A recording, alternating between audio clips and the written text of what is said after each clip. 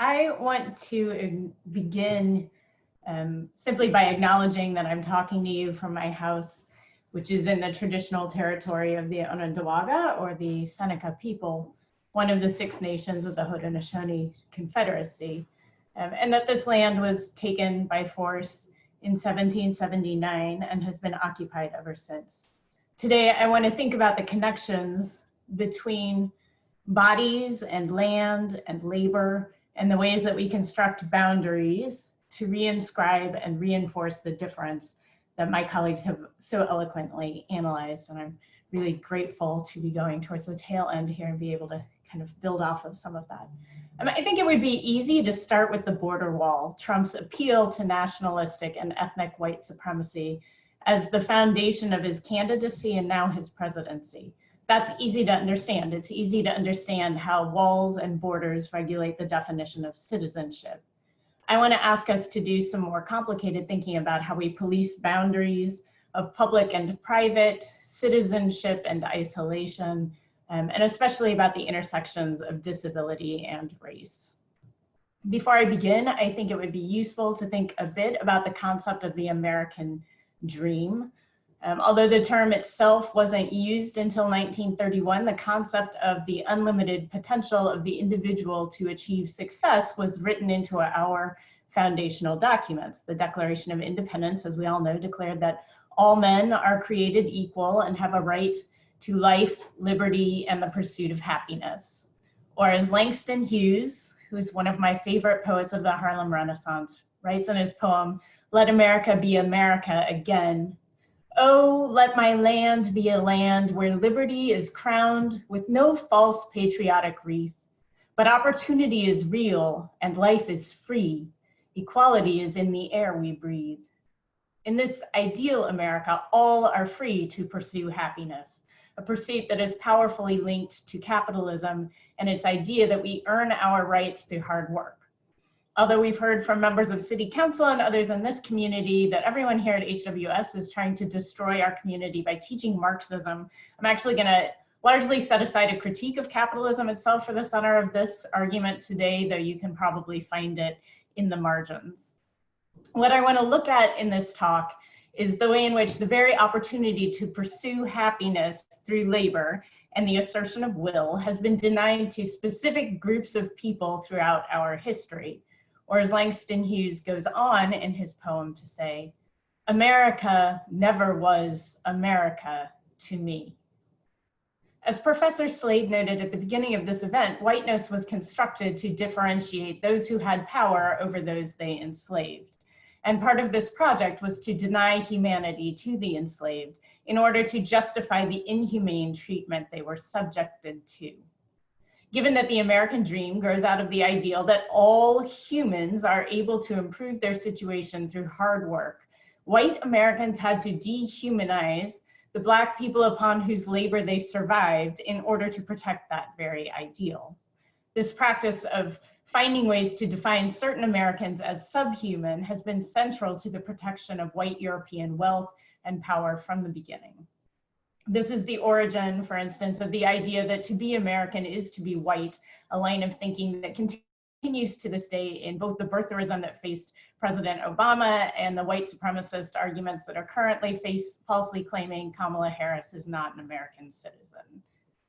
My colleagues have already detailed many of the ways that this practice unfolded within the institution of slavery and its offspring, the prison industrial complex.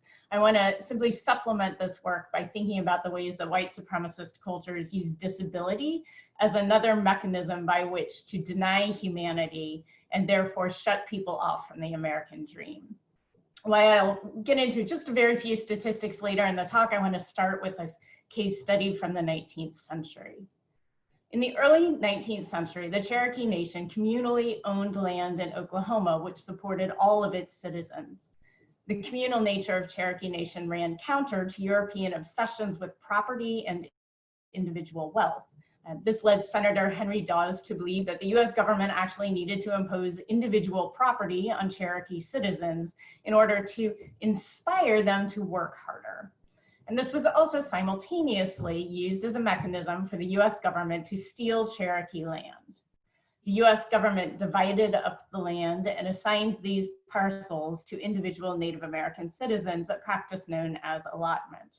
This process was then used to take land from Indian tribes through a variety of measures.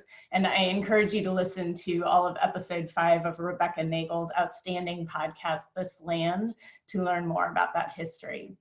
What I want to talk about today is specifically examining a means by which Native Americans were designated as, quote, incompetent, and then stripped of control over the property that the US government had set aside for them. White courts had the power to assign Native Americans incompetent status and impose a white guardian who was then able to do whatever they wanted with the land, including sell it. Before I proceed into an example of how this power worked, I want to warn that this particular story includes violent imagery. This is the story of Lydia Kingfisher, a Cherokee woman who owned a clothes washing business.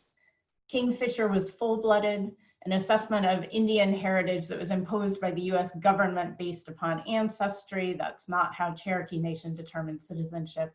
She also spoke Cherokee, and either of those two things could earn her a guardian. One day, a white man who made a practice of acquiring Native American property told Lydia that he wanted to protect her from other whites who might steal her land. When she declined, he poured a vat of boiling water in her lap and nearly burned her to death. His actions disabled her, and that allowed him to sue her in district court for incompetency. The white district court judge agreed and made him Kingfisher's guardian. Her attacker, now her guardian, then turned around and sold Kingfisher's land to the very district court judge who had awarded him guardianship. I just want to break it down again. White Oklahomans wanted land and money that did not belong to them. So they redefined Cherokee-determined land practices to enable white settlers to violently steal Cherokee land and assault Cherokee citizens with the legal protection of the US government. In Kingfisher's case, the state allowed a white man to violently disable her and then use her very disability that he had caused as evidence of her lack of humanity and incompetence in justifying the theft of her land.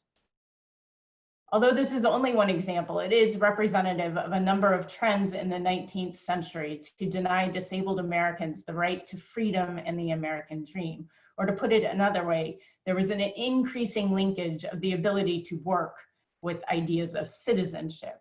The term able-bodied has its roots in antebellum Northern discussions of the poor, but it was also central to the emancipation of Black enslaved people during and following the Civil War.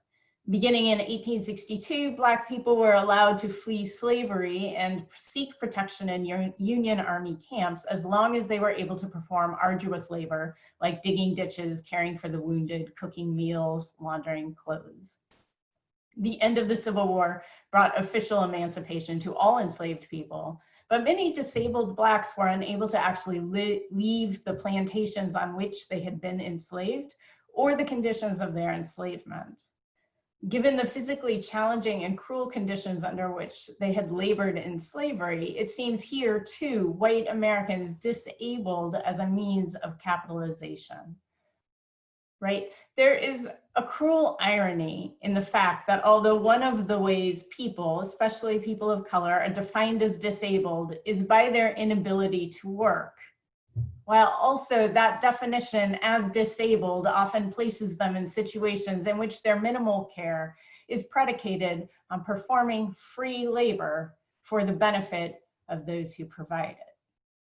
For example, the 19th century saw the rise of institutions for people with mental and physical disabilities. By the mid-20th century, New York had 48,000 disabled people housed in asylums. It's perhaps not surprising to find that with the increased costs for caring for the disabled, doctors modified some treatment protocols to include what was called moral treatment or rehabilitation through normal habits, such as working on the farms that then grew the food served by the asylum. This exploitation, lest we think it's in the past, continues. So exploitation of labor under the guise of care continues today in sheltered workshops and sub-minimum wage employers who pay people with disabilities an average wage of $3.34 an hour. It also continues in the widespread exploitation of prisoner labor, where inmates who often experience mental health crises earn between pennies to a little over $1 an hour for labor in a new form of state-sponsored slavery. As members of the Black Lives Matter movement nationally and here locally, the People's Peaceful Protests have explained, mental health crises are increasingly dealt with through policing rather than counseling and treatment. This process began with the closure of asylums in the first half of the 20th century, many of which were quite horrific, and has accelerated through the current moment. Disabled Americans are represented in the prison population at a proportion 3 times that of their representation in the general population. The reasons for this are inextricably linked to the fact that disabled Americans are often unhoused and arrested for loitering in public spaces. Unable to progress in an American dream that denies them humanity, disabled Americans are then hidden away in prisons and exploited for the benefit of the state, as well as corporations like Sodexo that run them for profit. That is, if they're lucky enough to make it to prison. Lucky enough. Studies estimate that between 1/3 to 1/2 of the people killed by police have mental health conditions, making them 16 times more likely to die than someone without mental health conditions. Never mind the countless others who are treated brutally or disabled by the police while in custody.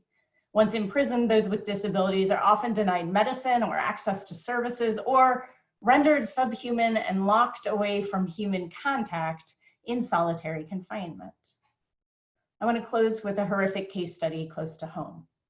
On March 23rd, Daniel Prude, a Black man in Rochester, was seen by medical personnel at Strong Memorial Hospital. His brother had called the police out of concern over Daniel trying to hurt himself by jumping down a flight of stairs head first. Daniel was released shortly thereafter and returned to his brother. Later that night, Daniel left the house in a state that caused his brother to again call police out of concern for his mental health.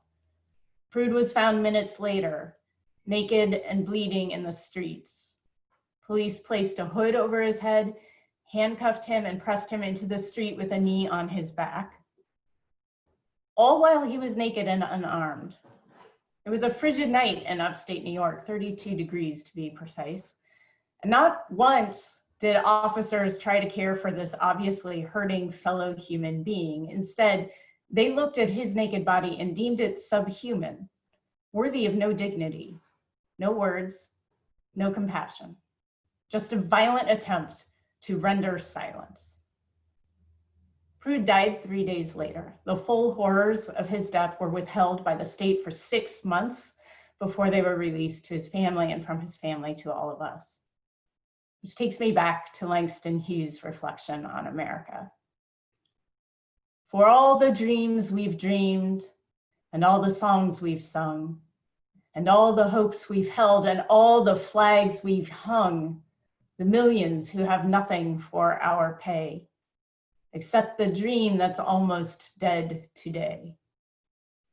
Oh, let America be America again, the land that never has been yet, and yet must be, the land where every man is free.